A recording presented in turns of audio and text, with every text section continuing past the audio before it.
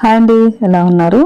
అందరూ బాగుండాలని కోరుకుంటూ ఈ దుంపలకి మొలకలు వచ్చాయి కదండి. ఇది మనం లాస్ట్ టైం కూడా ఈ రోడ్ సైడ్ కాంపౌండ్ వాళ్ళ పక్కన చిన్నగా ఫెన్స్ పెట్టుకున్నాం కదండి, దాంట్లోనే వేసాము పసుపు. ఈసారి కూడా అక్కడే నాటబోతున్నామండి. లాస్ట్ టైం అయితే అంతగా రాలేదు, ఎందుకంటే కొత్త మట్టి వేసాము, కంకర కంకర రాయిలాగా ఉండి అంత బాగా రాలేదు.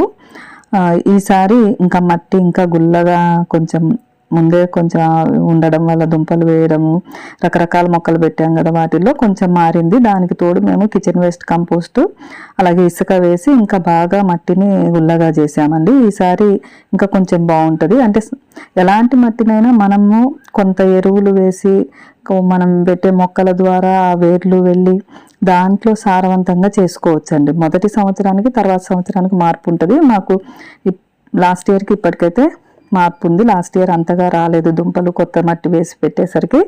ఇలా దుంపల్ని ఇలా మొలకొచ్చింది పై వైపు పెట్టేసి కొంచెం మట్టి వేసేసి గట్టిగా లోపలికి వేసేసి పెట్టొద్దండి. ఇలా మామూలుగా మట్టి సర్దేయాలి. క్రమంగా అది వర్షాలు పడుతూ ఉంటాయి కదా, అప్పుడు ఆ పిలకలు పైకి వచ్చేస్తూ ఉంటాయి. నేను వరుసకి 2 పెట్టండి అని నేను అంటుంటే మా వారు 3 పెడుతున్నారండి. చూడాలి, అంటే దగ్గర దగ్గర అవుతాయని నేను అన్నాను, తనేమో 3 పెట్టారు. ఈసారి మాత్రం కొంచెం మధ్య మధ్యలో కొంచెం ఎరువులు వేసి చేస్తే బాగానే వస్తాయని అనిపిస్తుంది. మట్టి మాత్రం చాలా గుల్లగా చేశారు మా వారు బాగా. ఈసారి రిజల్ట్ ఉంటుంది అనుకుంటా అండి. అలాగే నల్ల పసుపు, తర్వాత మామిడి అల్లము, కొంచెం మామూలు అల్లము, అవన్నీ ఆ లైన్గా పెట్టేశామండి.